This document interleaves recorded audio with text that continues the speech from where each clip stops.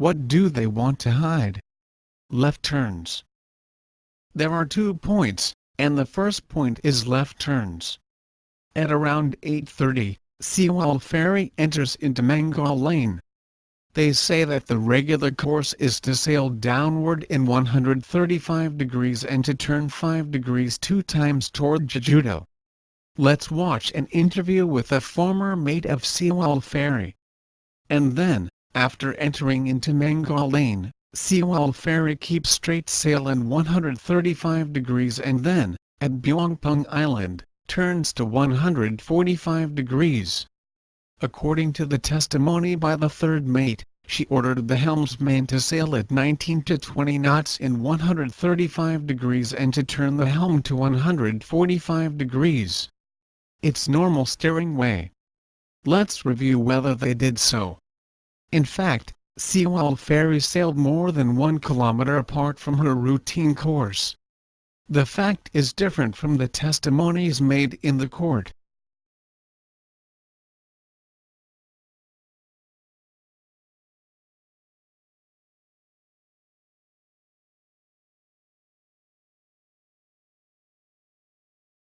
The next scene is the very section, 5 minutes before the accident.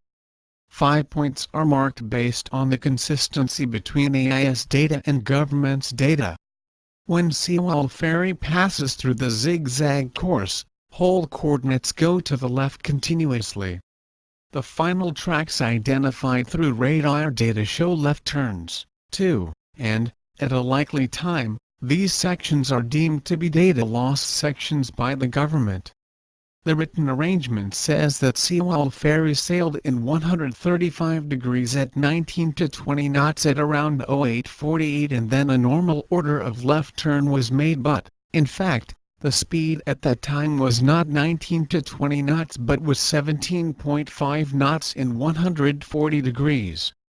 The prosecutor obtained all the data but prepared their written arrangement as shown. What do they want to hide? 280 degrees of a sharp turn. This matter was also said before. The government said that Sewol Ferry drifted facing the left but radar tracks and CNN's videos say that she drifted facing the right. And then, she shows 280 degrees of a sharp turn from 140 degrees. The government omitted radar data and reported AIS tracks only which are advantageous to sailors. The prosecutor brought in indictments based on the data only which are shown in the box. In order to satisfy the situation to start drifting at 51 minutes, the ship had to be tilted so much in this point just before the data loss section. The engines had to be turned off in this position. Only when such conditions are satisfied, such drifting may be possible and the crew of Sewol Ferry would be able to be verified for proper jobs.